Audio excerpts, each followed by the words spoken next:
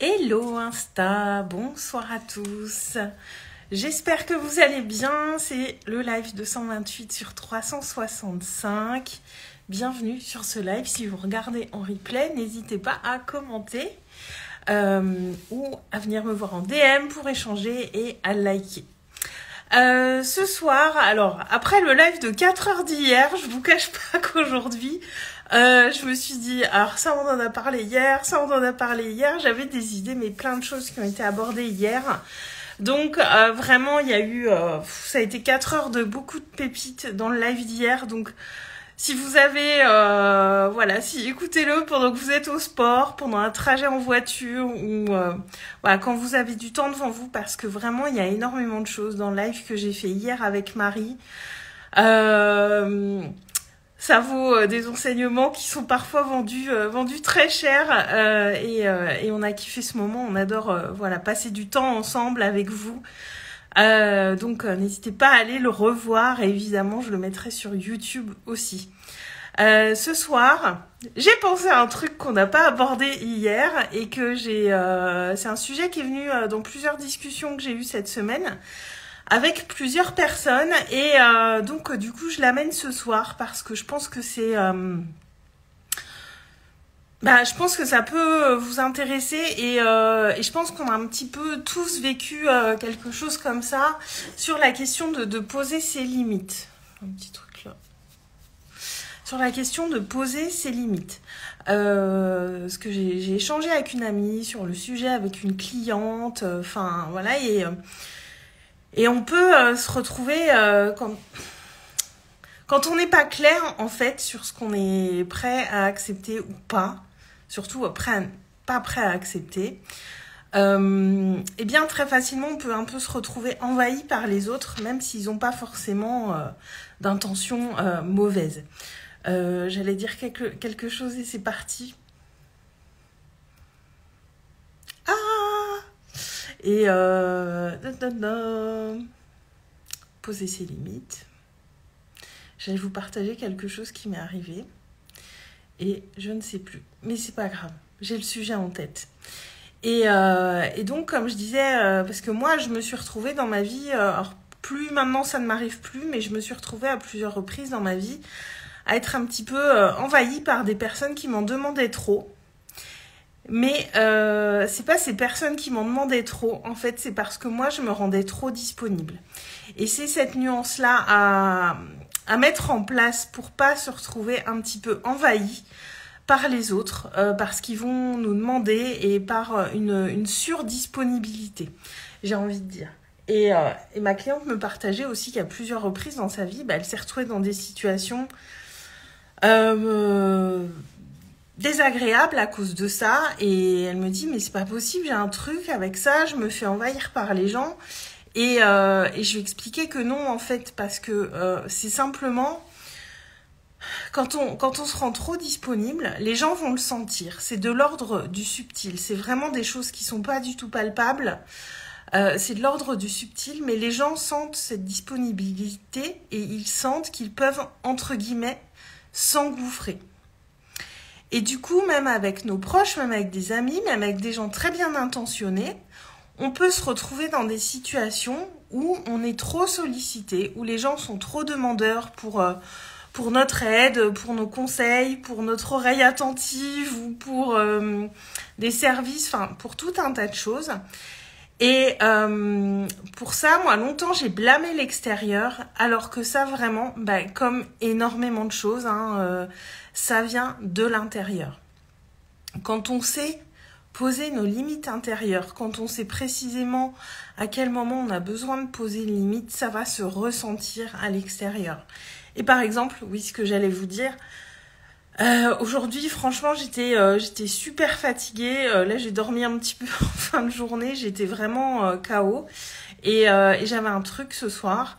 Et 1 heure avant, j'ai dit je peux pas venir en fait. Je suis fatiguée là. Je suis pas du tout en forme.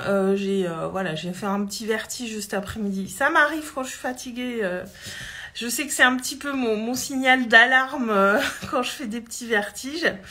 Et là, j'ai dit, bah non, ce soir, il faut que je me repose, je reste chez moi. Enfin, c'était pas le moment. Et en envoyant le message pour dire que je venais pas, je me suis reprojetée il y a quelques temps en arrière où clairement j'aurais pas fait ça. J'aurais dit non, j'y vais, j'annule pas 1 heure avant, enfin ça le fait pas et tout ça. Et là en fait j'ai dit non, enfin je peux pas, c'était pas bon pour moi, c'était ne pas m'honorer, ne pas me respecter. Et la question s'est pas posée très longtemps concrètement. Je voyais l'heure tourner, je disais mais dans 1 heure et demie il faut que j'y sois et je m'y voyais pas du tout. Et simplement, bah voilà, j'ai dit la vérité, j'ai dit là, je suis pas vraiment pas en forme, je me sens pas super bien.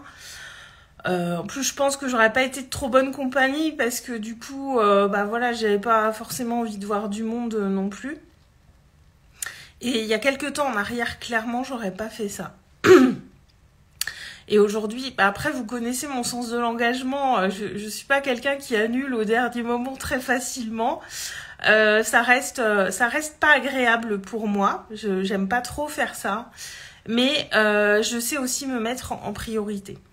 Et je sais que j'ai plus de personnes maintenant qui viennent entre guillemets abuser de ma disponibilité parce que j'ai ces limites intérieures qui sont claires et qui sont posées. Et encore une fois, c'est sur le plan subtil que ça se joue. Et s'il y a alors avec les personnes bien intentionnées de notre entourage, j'ai envie de dire, elles vont pas le sentir et ça va se faire très naturellement, très facilement.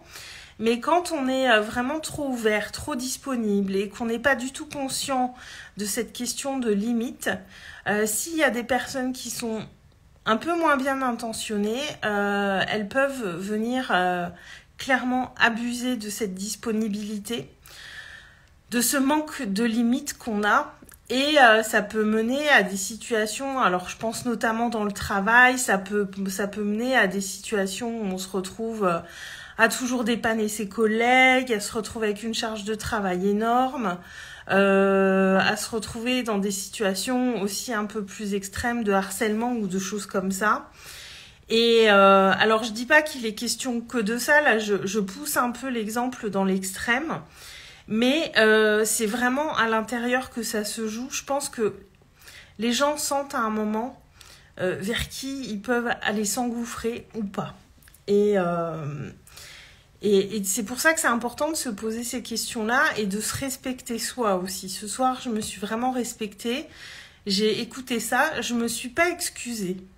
J'ai dit pourquoi je ne venais pas. Mais voilà, j'ai dit bon, désolée d'annuler un peu tardivement. Mais je me suis pas confondue en excuses. Je me suis pas flagellée. J'ai simplement expliqué pourquoi je venais pas. Que vraiment, c'était pas le bon timing pour moi. Sans me justifier tout simplement, sans attendre de réponse. Finalement, j'ai juste dit les choses. Et ça vient aussi de la peur de pas être aimée par les autres, je pense. Enfin, je suis sûre même, il y a de ça là-dedans. Et je pense que, enfin, je suis sûre aussi, les gens nous aiment pas moins quand on pose des limites et qu'on se met à l'écoute de soi. Je dirais même au contraire. Au contraire, parce que ça veut dire qu'on est capable de prendre soin de nous, on est capable, nous, de se donner de l'amour, et les gens nous aiment pas moins, en fait. Au contraire, je trouve que ça montre qu'on est capable de s'affirmer, et si on est capable de se donner de l'amour à soi, c'est aussi qu'on est capable de donner de l'amour aux autres. Si on respecte nos propres limites, c'est qu'on est capable de respecter celles des autres. Et en tant qu'entrepreneur, c'est vraiment hyper important parce que moi, je le vois au tout début, quand je débutais. Bah, il y a des gens qui ont pu abuser un peu, qui annulaient le rendez-vous au dernier moment alors que j'étais sur la route ou qui venaient pas, ce genre de choses. Et ça m'est pas arrivé très longtemps parce que je me suis dit, à un moment... j'ai pas envie que ça m'arrive tout le temps, justement. J'ai dit non mais c'est pas possible. Et j'ai fixé des limites très claires à la prise de rendez-vous. Et voilà. Aussi, dans mon attitude, dans ma posture, il y a quelque chose qui a bougé. Et ça ne m'arrive plus. Et je ne me justifie pas, en fait, dans les choses, même dans mon entreprise. Et je n'ai pas... j'ai pas de clientes qui abusent de mon temps. Enfin, moi, dans mon... Coucou, Caro. Je pense que Flavie vient de finir son live. Je te vois arriver. Et... Et mince, où j'en étais du coup? Et oui, dans mon accompagnement individuel, il y a ce fil WhatsApp en continu, 24/24, 7 jours sur 7, où mes clientes peuvent déposer leur message 24/24, 7 jours sur 7. Mais ça ne veut pas dire que je réponds 24 heures sur 24, 7 jours sur 7. Voilà, j'ai une vie, j'ai besoin de dormir aussi. Et je sais qu'en début d'accompagnement avec mes clientes, je leur dis... que évidemment elles peuvent déposer des mots le week-end aussi, mais je garantis pas que je répondrai. Voilà, si je suis dispo et que j'ai le temps, je vais écouter leurs messages et leur répondre. Bah, en revanche, si je suis pas dispo, que je suis occupée, le week-end, clairement, c'est une variable qui n'est pas fixe. En fait, je peux être dispo ou pas, mais en tout cas, je ne m'astreins pas à répondre à mes clientes le week-end. Même si en général je le fais parce que voilà. Et j'ai remarqué que mes clientes, naturellement, ne m'écrivent pas le dimanche, en fait, en fait, elles le font naturellement, alors que je ne pose pas cette limite. Mais comme je suis très claire, très alignée avec les limites que je pose, et qu'elles savent que je ne vais pas déborder de ce que je suis capable de leur donner, en donner trop, je vais être dans cette justesse, eh bien, naturellement, elles sont dans cette justesse aussi. Et quand on a cette justesse, qu'on pose nos limites, qu'on sait simplement dire non, sans être dans l'agacement, dans l'énervement ou dans la colère, parce que c'est ça aussi, on est dans un monde où souvent le non, on l'associe à de la colère, à quelque chose de très négatif, parfois à de l'énervement, alors que dire non, c'est simplement poser une limite. Et moi, je sais que ça m'est arrivé tardivement de dire simplement non et de le dire calmement, avec un état émotionnel neutre, simplement parce que je ne voulais pas dire quelque chose ou faire quelque chose, simplement dire non. Et juste faire ça, ça a été puissant pour moi la première fois. De simplement dire non et de voir la réaction de la personne en face de moi qui a été aussi neutre que mon non. Et j'avais peur parce que je me disais, mais elle va mal le prendre, elle va peut-être s'énerver, ou elle va être déçue, ou elle va me détester. Bah non, en fait, non, il s'est rien passé. Parce qu'à ce moment-là, j'ai juste posé une limite et exprimé ce qui était bon pour moi et que je ne voulais pas à ce moment-là. Et il s'est rien passé. Et tout allait bien, juste non. Et en face, ok, d'accord. Mais c'est puissant de simplement dire non et de poser ses limites comme ça. Et pour moi, ça a été vraiment un truc puissant, ce truc-là, de juste dire mon premier non, sans être dans un état émotionnel extrême ou désagréable ou pas être dans cet état de peur en exprimant un non. Et je vous invite vraiment à réfléchir à ça parce que moi aussi, j'ai eu des relations où il y a eu des personnes qui ont abusé. Mais c'est parce que je me montrais trop disponible, parce que je ne fixais pas de limite que ces gens s'engouffraient. Et je pense que si on laisse pas d'endroit aux gens pour qu'ils s'engouffrent, ils vont pas venir, entre guillemets, abuser de ce qu'on a à donner, de ce qu'on a à offrir, et abuser de nous, non, c'est pas le bon mot, mais abuser de ce qu'on a à donner en tout cas. Caro, ça doit être surprenant de voir qu'au final, il y a rien de mauvais à dire non. Ouais, c'est puissant. Et je me rappelle... alors honnêtement, je me rappelle pas de la situation. Je me rappelle pas qui était en face de moi. Mais je me rappelle vachement bien ce que j'ai ressenti, en fait. Et dans ma tête, je me suis dit, mais je me faisais des films alors qu'il se passe rien. Et là, on en revient à tous ces films qu'on se fait dans notre tête. Et il s'est rien passé, en fait. Et moi, maintenant, j'apprécie les gens qui savent dire non. Et simplement dire non, en fait, juste ça. Et c'est vraiment puissant ce que j'ai ressenti. Je me suis dit, ah ok, donc on ne me déteste pas. On ne me crie pas dessus quand je dis non. Je ne crée pas de la tristesse chez l'autre ou de la déception ou des choses comme ça. Et ben, ça fait partie aussi de devenir adulte, j'ai envie de dire, parce que, voilà, quand on est enfant, quand on dit non, c'est tout de suite, voilà, des trucs assez grands. Puis les enfants, pour exprimer le non, voilà, c'est aussi une part de leur caractère qui se révèle à ce moment-là, donc ils l'expriment différemment. Voilà, non mais c'est pour ça que j'en viens aux enfants, Caro, parce qu'un enfant, quand il dit non, c'est pas la même énergie. C'est son caractère qui commence à s'affirmer, donc c'est différent. Mais je trouve justement qu'en tant qu'adulte, on a tendance à rester un peu bloqué sur ce truc qui est propre aux enfants, en fait. D'exprimer leur nom avec des expressions, parfois des pleurs ou de la colère. On reste un peu bloqué dans ce schéma de l'enfance qui n'a plus lieu d'être à l'âge adulte, en fait. Non, ça veut juste dire je veux pas faire ça, ou je veux pas te donner ça, ou non, j'ai pas envie. C'est tout. C'est tout. Ouais, c'est la frustration qui arrive chez les enfants. Ouais, et puis... Mais on reste un peu bloqué dans ce truc de l'enfance, je trouve, enfin, beaucoup d'adultes, parce que c'est vrai, quand je parle de ça, il y a plein de gens qui se disent, mais ouais, c'est vrai, dire non, on a tendance presque à se cacher quand on dit non, ou à se justifier beaucoup, alors qu'on n'a pas besoin de justifier un non, c'est simplement dire, je suis là, je suis posée, et je pose mes limites, et j'ai conscience de ce que je veux pour moi, de ce qui est juste pour moi maintenant, et simplement je te l'exprime. C'est juste ça que ça veut dire. En fait, Caro, notre enfant intérieur est là sur le bon, moi je le veux pour d'autres facteurs, mon enfant intérieur. Mais oui, clairement, notre enfant intérieur, on le veut quand on va marcher dans la forêt en automne et qu'on saute dans les flaques d'eau, quand on est joueur, quand on s'amuse. Là, notre enfant intérieur, il a toute sa place. Mais j'ai compris, t'inquiète pour la correction, Caro. J'ai compris avec la fin de la phrase, mais ouais, on le veut, notre enfant intérieur, mais pas pour ces schémas qui vont nous remettre dans des trucs où on se diminue. En fait, on veut notre enfant intérieur quand il exprime sa joie, quand il se lâche, quand il réfléchit pas trop à ce qu'il dit. Là, il est bien, mais c'est vrai que sur l'expression du non, notre enfant, on est un peu bloqué dans ce schéma de l'enfance qui est pas forcément bon pour nous en tant qu'adulte.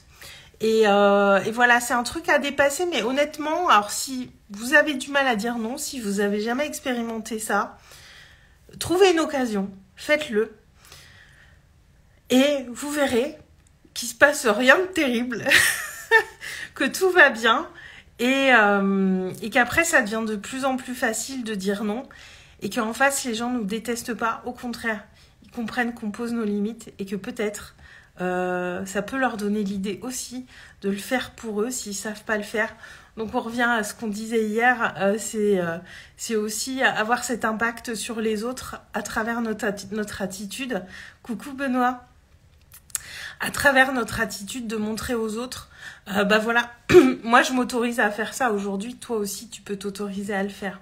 Ouais Caro, vraiment je t'invite à essayer dès que t'en as l'occasion, voilà, ça peut être sur n'importe quoi finalement, et vraiment de juste dire non et sans se justifier, parce que c'est ça qui arrive après, c'est non mais parce que tu comprends, enfin non, juste non, c'est tout. Et franchement, c'est puissant. Moi, ça m'a fait beaucoup de bien. J'ai eu l'impression de grandir ce jour-là, de me dire waouh, j'ai fait un truc de fou. Et ouais, c'est génial, mais il faut que ce soit un non qui est juste et qui est aligné, évidemment, hein, être dans cette justesse intérieure, parce qu'encore une fois, tout se ressent. Quand les choses sont pas justes, ça se ressent aussi à l'extérieur. Et si vous dites non juste pour emmerder l'autre, il va le sentir aussi, et là il risque de mal le prendre, forcément. Donc voilà pour ce que je voulais amener ce soir. Donc je suis assez contente d'avoir trouvé ce sujet, parce que un truc dont on n'avait pas parlé hier, et après 4 heures hier, c'était un peu chaud de trouver l'idée du jour, mais yes, j'ai réussi. Et sur ce, je vous dis à demain. Je vous souhaite une très belle fin de soirée. Et puis, je vous embrasse très fort. Gros bisous, Caro. Ciao, ciao.